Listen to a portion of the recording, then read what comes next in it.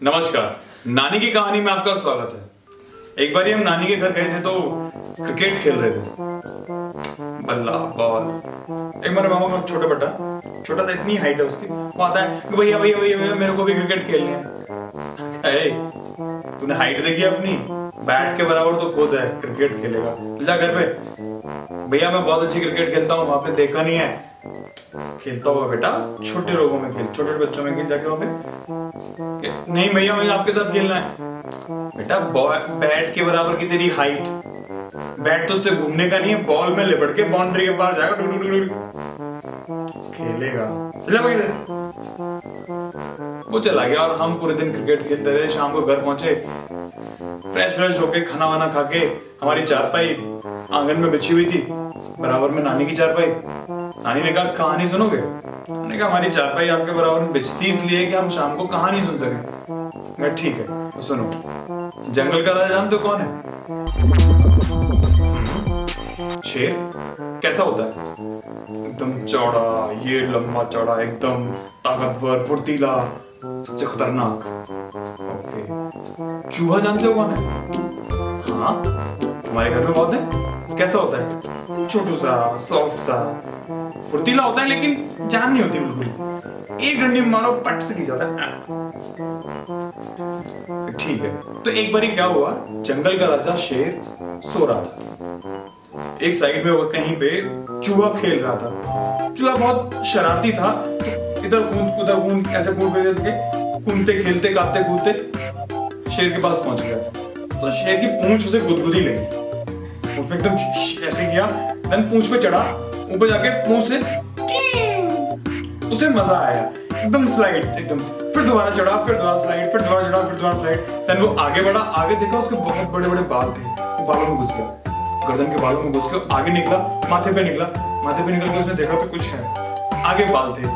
बाल पकड़ के, उसकी मूंछों के बाल पकड़ के टिंग टिंग टिंग टिंग, और टिंग टिंग जब हो रही जैसे शेर की आंख खुली, उसने देखा चूहा नीचे दबोच गया।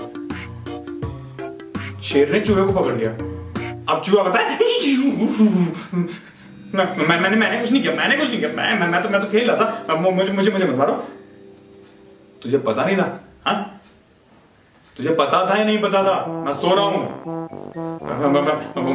मुझे पता नहीं था, मुझे पता ही नहीं था। मैं ऐसे आ गया। मुझे माफ कर दो, सॉरी आगे वैसे नहीं करूंगा। तू किस्मत वाला है कि मैंने अभी खाना खाया, पेट भरा हुआ मेरा, नहीं तो तेरे को तुझे खाने से भी फायदा नहीं है, दाढ़ मटका रह जाएगा। मुझे छोड़ दो, मैं आपके कभी भी काम आ सकता हूँ।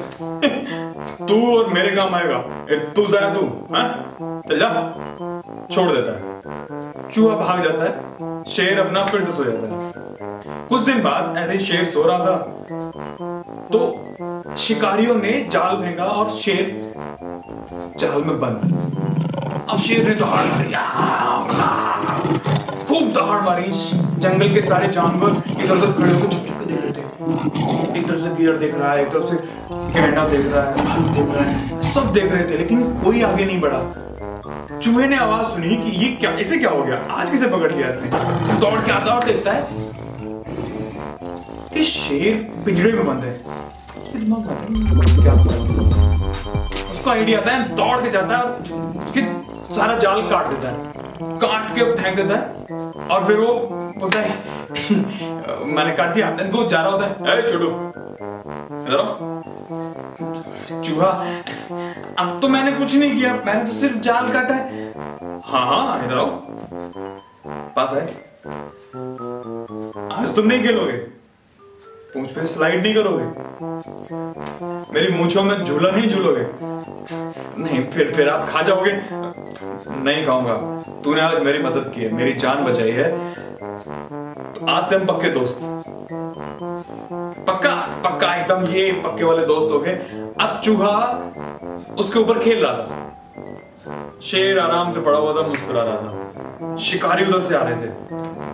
शिकारियों ने कहा जंगल का राजा शेर खुला पड़ा है, जाल कटा हुआ पड़ा है। शेर ने उन्हें देखा, जड़ो बैठ पीछे था, एक मजा जगाता है और तो बहुत भागता है उनके पीछे। शिकारी आगे, शेर पीछे, शिकारी भाग जाते हैं। एंड वो मस्त।